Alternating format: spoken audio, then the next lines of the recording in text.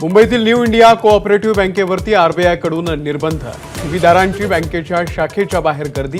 पुढच्या 6 महिन्यांसाठी निर्बंध लागू।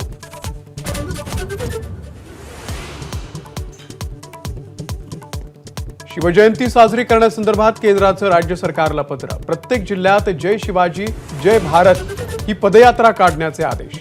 पंतप्रधान नरेंद्र मोदी पदयात्रेचं व्हर्च्युअल उद्घाटन करणार।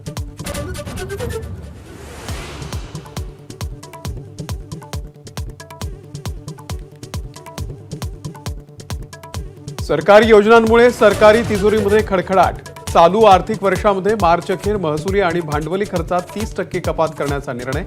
सरकारी वाहनांच्या इंधनावरील खर्चातही 20% कपात।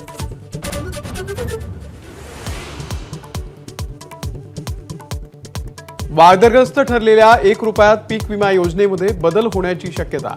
100 रुपयात विमा देण्याचा निर्णय होणार। कृषी आयुक्तालयाचा राज्य सरकारला अहवाल सादर।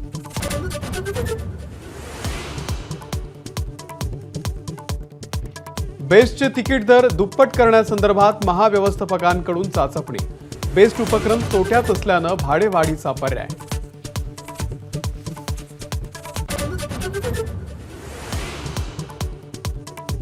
सुप्रीम कोर्टाकडून पूजा खेडकरला पुन्हा दिलासा। आता 17 मार्चपर्यंत अटक करू नका असं कोर्टाकडून संरक्षण। 12 ऑगस्ट 2024 पासून पूजा खेडकरवरती अटकेची टांगती तलवार।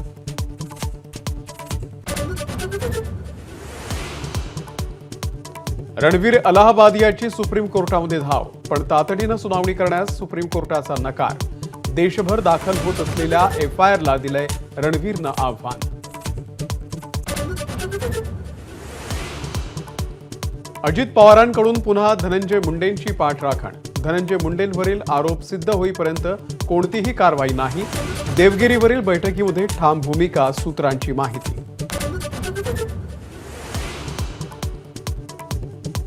संतोष देशमुख यांची हत्या प्रकरणातील कथित बी टीम मधील 4घांची नावं धनंजय देशमुखांकडून जाहीर। बालाजी तांदळे, संजय केदार, डॉक्टर वायबसे, मोराळे अद्याप मोकाट। देशमुखांचा एबीपी माझावर खुलासा।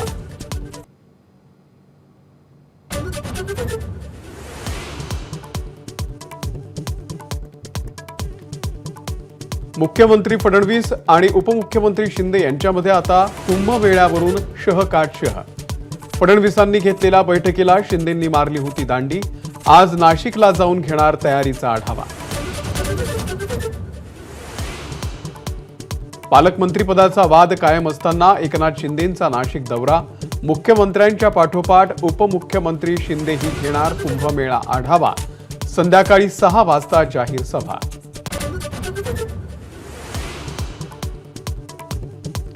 मोदी ट्रम्प यांची द्विपक्षीय चर्चा। आण्विक ऊर्जा क्षेत्रामध्ये सहकार्य वाढवणार।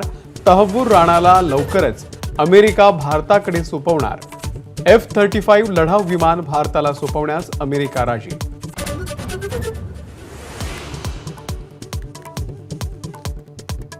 वुमन्स प्रीमियर लीगला आजपासून सुरुवात। गतविजेते बंगळुरू आणि गुजरात टायटन्स यांच्यात सलामी।